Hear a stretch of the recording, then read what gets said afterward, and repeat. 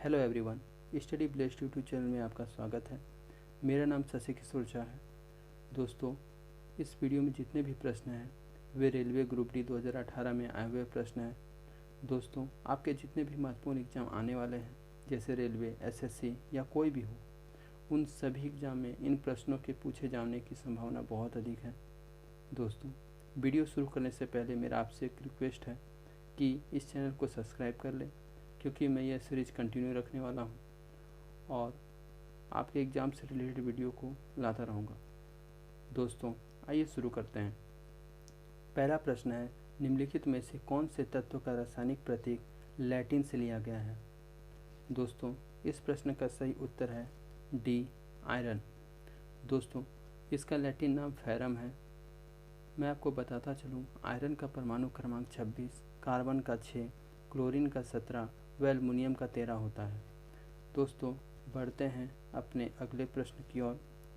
दूसरा प्रश्न है, कौन सा ऊतक पौधों को कठोर और दृढ़ बनाता है?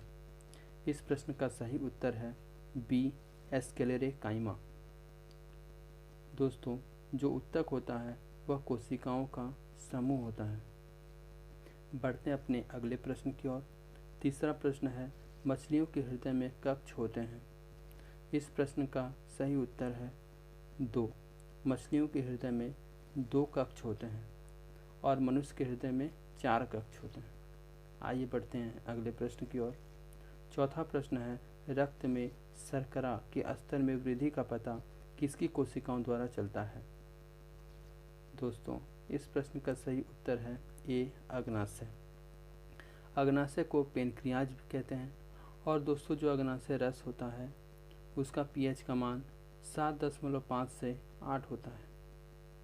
बढ़ते हैं अपने अगले प्रश्न की ओर। पांचवा प्रश्न है, मधुमक्खी के डंक का इलाज करने के लिए किस घोल का उपयोग किया जाता है? दोस्तों, इस प्रश्न का सही उत्तर है बी, बेकिंग सोडा।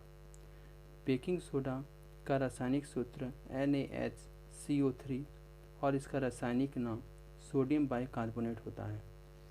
दोस्तों, बढ़ते हैं अपने अगले प्रश्न की ओर। छठा प्रश्न है, एक सेल के विस्फोट के बाद कई टुकड़े अलग अलग दिशाओं में उड़ जाते हैं। इस स्थिति में क्या संरक्षित रहता है? इस प्रश्न का सही उत्तर है डी, संवेग। दोस्तों, जो संवेग होता है वह द्रव्यमान और वेग का गुणनफल होता है। बढ़ते हैं अपने अगले प्रश्न की ओर। सातवां प्रश्न है, पहाड़ से गिर रही वस्तु में होती है? इस प्रश्न का सही उत्तर है केवल गतिज ऊर्जा। दोस्तों, जो यांत्रिक ऊर्जा होती है वह गतिज ऊर्जा और स्थितिज ऊर्जा का योग होती है। बढ़ते हैं अपने अगले प्रश्न की ओर। आठवां प्रश्न है, परमाणु के भीतर न्यूट्रॉन द्वारा प्रोटॉन पर आरोपित बल कहलाता है? इस प्रश्न का सही उत्तर है डी, नाभिकीय बल। नाभिकीय बल वहाँ लगता है जहाँ दूरी बहुत कम हो। दोस्तों, आपको बताते चलें कि जो परमाणु की त्रिज्या होती है वह 10⁻⁻10 मीटर होती है और नाभिक की जो त्रिज्या होती है वह 10⁻⁻15 मीटर होती है। बढ़ते हैं अपने अगले प्रश्न की ओर। किसी वस्तु को एक निश्चित ऊंचाई से गिराया जाता है, जब यह भूमि को छूती है तो इनमें होगी? इसका सही उत्तर है सी, गतिज ऊर्जा। बढ़ते हैं अपने अगले प्रश्न की ओर। 10वां प्रश्न है, प्रोटीन की जानकारी प्रदान करने वाले डीएनए के भाग को कहा जाता है? इस प्रश्न का सही उत्तर है डी, जीन। दोस्तों, डीएनए की इकाई जीन होती है और डीएनए का फुल फॉर्म होता है डीऑक्सी न्यूक्लिक एसिड।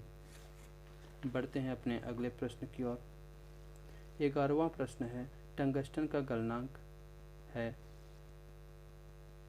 दोस्तों, इस प्रश्न का सही उत्तर है ए, 3380 डिग्री सेल्सियस। टंगस्टन का परमाणु संख्या 74 होती है और इसको W से सूचित किया जाता है।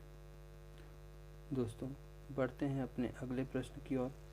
12वां प्रश्न है, निम्नलिखित में से कौन सा मेंडलीव की आवर्त सारणी में एक निश्चित स्थान नहीं पा सका। इस प्रश्न का सही उत्तर है सी, हाइड्रोजन। दोस्तों, सल्फर का परमाणु क्रमांक 16, ऑक्सीजन का 8, हाइड्रोजन का 1 और कार्बन का 6 होता है। बढ़ते हैं अपने अगले प्रश्न की ओर। 13वां प्रश्न है, निम्नलिखित में से कौन सा उच्च तापमान पर आसानी से ऑक्सीकृत नहीं होता। इस प्रश्न का सही उत्तर है डी, मिश्र धातु। मिश्र धातु उच्च तापमान पर आसानी से ऑक्सीकृत नहीं होता है। अब बढ़ते हैं अपने अगले प्रश्न की ओर। 14वां प्रश्न है, हाइड्रोजन बम किस सिद्धांत पर कार्य करता है। इस प्रश्न का सही उत्तर है नाभिकीय संलयन। हाइड्रोजन बम नाभिकीय संलयन पर कार्य करता है।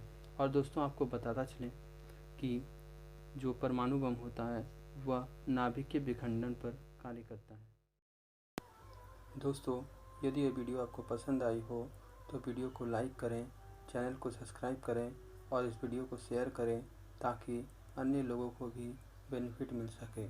Thank you friends.